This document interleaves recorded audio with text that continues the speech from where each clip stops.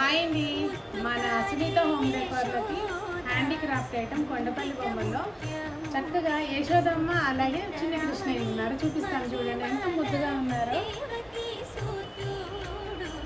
ఇక్కడ ఇట్లా పారాడుతూ వెన్న తింటున్న కృష్ణయ్య చూడండి. ఇక్కడేమో భుజం తింటున్నాడు వెన్న, ఇక్కడేమో యశోదమ్మ